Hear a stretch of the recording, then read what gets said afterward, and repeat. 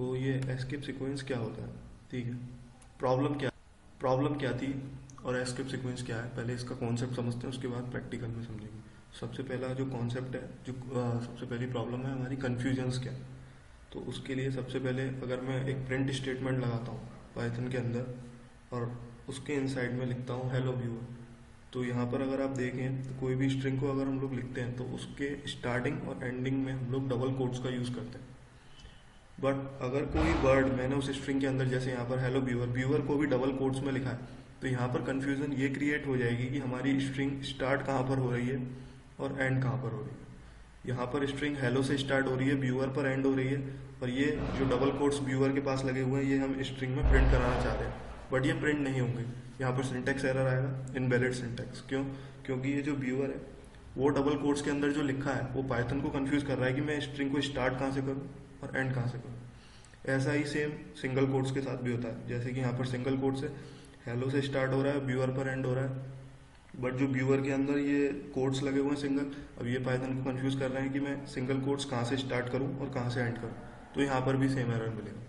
वही सेम चीज़ triple quotes के साथ होगी। बट अगर मैं इस प्रॉब्लम को हटाना चाहता हूँ और मैं चाहता हूँ कि मैं जैसा आउटपुट चाह रहा हूँ वैसा प्रिंट हो, तो उसके लिए मेरे को इन डबल कोट्स जो मैं अपनी स्ट्रिंग के अंदर प्रिंट कराना चाहता हूँ उनके आगे एक स्लैश मेरे को लगाना पड़ेगा, और ये इस टाइप का स्लैश लगेगा यहाँ पर, और स्लैश के आगे जो भी मेरे को कैरेक्टर चाहिए उसके अंदर वो मेरे को प्रिंट कराना पड़ेगा, ठीक है।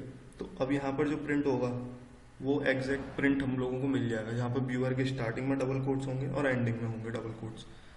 इस स्लैश को लगाने से ये वाले कोट्स स्ट्रिंग में इंक्लूड हो गए, ना कि ये डिटरमाइन कर रहे हैं कि स्टार्टिंग कहाँ है स्ट्रिंग की और एंडिंग कहाँ है, जिसकी वजह से पाइथन करेक्टली डिटरमाइन कर पा रहा है कि हमारी स्टार्ट जो स्ट्रिंग हो रही है वो कहाँ से हो रही है और एंड कहाँ से हो रही है।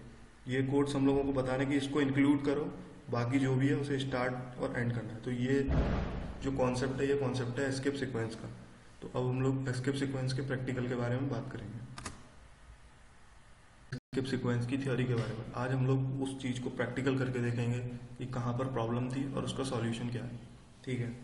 तो सबसे पहली बात तो हम लोग एस्केप सीक्वेंस को यूज़ करना चाहते हैं जब हम कुछ स्पेशल कैरेक्टर्स होते हैं जिनका वेल फॉर्म्ड मीनिंग है पाइथन के अंदर, लाइक डबल कोट्स जो बताते हैं स्ट्रिंग का स्टार्ट और एंड। अगर हम लोग उसको प्रॉपरली स्ट्रिंग के अंदर इंक्लूड करना चाहते हैं और जिससे इनवैलिड सिंटैक्स एरर ना आए, तो उसके लिए क्या करेंगे, ठीक है। तो सबसे पहले प्रॉब्लम के बारे में बात करते हैं। जैसे मैं यहाँ पर प्रिंट स्टेटमेंट लगाता हूँ, डबल कोट्स में लिखता हूँ हेलो एवरीवन। अब अगर मैं इसे प्रिंट करूँगा तो करेक्टली प्रिंट होगा। वहीं अगर मैं यहाँ पर एक डबल कोट लगाता हूँ हेलो, और मैं चाहता हूँ एवरीवन के पहले भी डबल कोट्स लगे, एवरीवन और एंड में इस तरीके से, तो ये इनवैलिड सिंटैक्स एरर आ गया। क्यों? क्योंकि पाइथन कंफ्यूज हो गया कि ये स्ट्रिंग स्टार्ट कहाँ हो रही है और एंड कहाँ हो रही है, मतलब ये डबल कोट कहाँ स्टार्ट हो रहे हैं और कहाँ एंड हो रहे हैं, तो ये सिंटैक्स एरर आ गया। तो अब मैं अगर इस सिंटैक्स एरर को हटाना चाहता हूँ तो मेरे को पाइथन को बताना पड़ेगा कि ये जो डबल कोट्स हैं कौन कौन से स्टार्ट और एंड कोट्स हैं और कौन कौन से हमें स्ट्रिंग के अंदर इंक्लूड करना है। तो उसके लिए मेरे को क्या करना होगा, जैसे कि मैं लिखता हूँ HELLO एवरीवन, ठीक है। अब मैं चाहता हूँ कि यहाँ पर डबल कोट्स इसके स्टार्ट और एंड में लगे एवरीवन के, तो उसके आगे मेरे को ये स्लैश लगा देना पड़ेगा, इस टाइप का स्लैश लगेगा, ठीक है। स्लैश भी दो टाइप के होते हैं, एक ऐसा होता है, तो ये वाला नहीं, ये वाला स्लैश लगाना है। और ये स्लैश लगाने के बाद इसके स्टार्टिंग में जो हमें इंक्लूड करना था वो हमने दे दिया, ठीक है।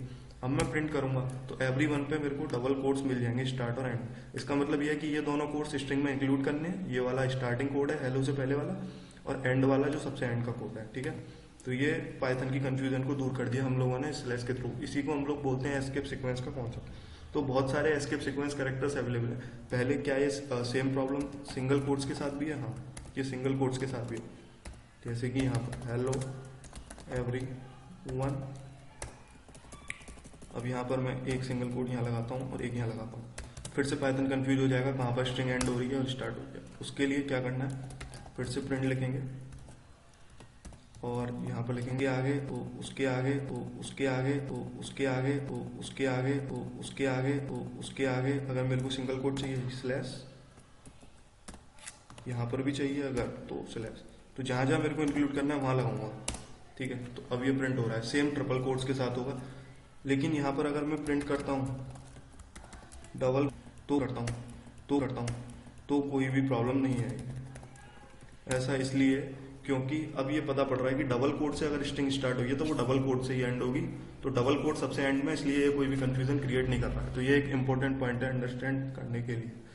अब बहुत सारे एस्केप सीक्वेंस कैरेक्टर्स हम लोगों के पास अवेलेबल हैं, जैसे कि सबसे पहले मैं बात करता हूँ, अगर हमें डबल कोट चाहिए किसी भी स्ट्रिंग के स्टार्टिंग में, तो स्लैश लगा के उसके आगे अगर मैं डबल कोट लिखूंगा और हेलो और यहाँ पर इस तरीके से, तो ये डबल कोट्स, सॉरी ओके, तो एंडिंग कैरेक्टर मैंने नहीं दिया, इस वजह से दिक्कत है, स्लैश HELLO और लाइक दिस।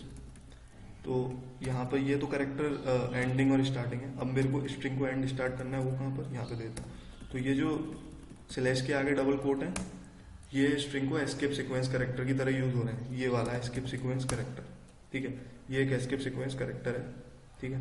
तो वैसे ही अगर मैं चाहता हूँ सिंगल कोट्स को प्रिंट कराना, तो मेरे को सिंगल कोट के आगे स्लैश लगाना पड़ेगा यहाँ पर कुछ इस तरीके से, और स्टार्टिंग और एंडिंग ऑफ स्ट्रिंग भी देना पड़ेगा, चाहे वो सिंगल कोट में हो या डबल कोट। तो यहाँ पर सिर्फ ये कॉमा प्रिंट हुआ, अगर मैं डायरेक्ट लिख देता तो ये प्रिंट नहीं होता, ठीक है। तो ये हो गए, और एक डबल कोट है, जैसे मैं चाहता हूँ हेलो के बाद अगली लाइन में एवरीवन आए, जैसे अब मैं प्रिंट कराऊंगा इसे डबल कोट्स में, तो ये सेम लाइन के अंदर है। अब मैं चाहता हूँ इसे, अब मैं चाहता हूँ इसे, अब मैं चाहता हूँ इसे, अब मैं चाहता हूँ इसे नेक्स्ट लाइन में प्रिंट कराना एवरीवन को, तो यहाँ पर लिखूंगा hello space slash n space everyone, तो ये नेक्स्ट लाइन के अंदर एवरीवन प्रिंट होगा। क्यों? क्योंकि ये स्लैश n जो है स्लैश एस्केपिंग के लिए, और n का मतलब स्लैश n का एक स्पेशल मीनिंग है, इसका मतलब ये है कि इसके आगे जो भी लिखा हुआ है उसे नेक्स्ट लाइन के अंदर कर दो।